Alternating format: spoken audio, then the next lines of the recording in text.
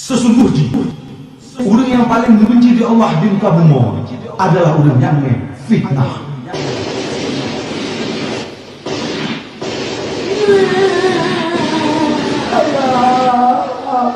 Sabar, sabar Muhammad. Tidak.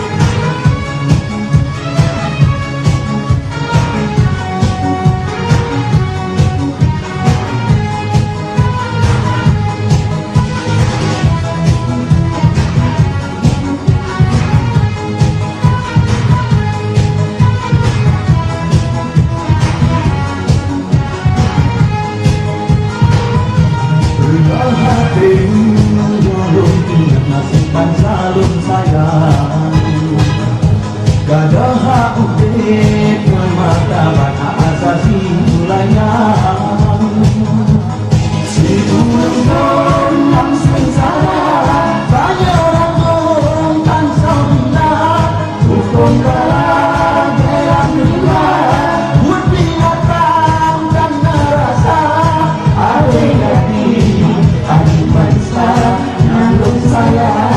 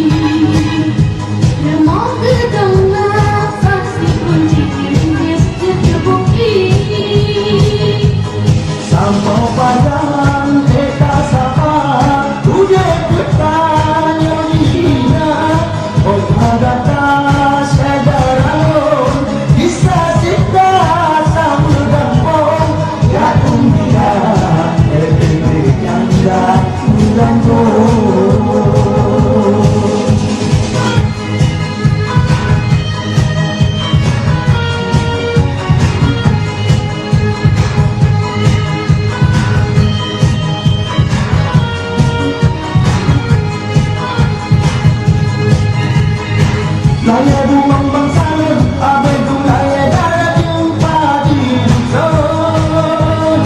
Tangan hari tadi jauh kurang yang dipuasa yang lupa.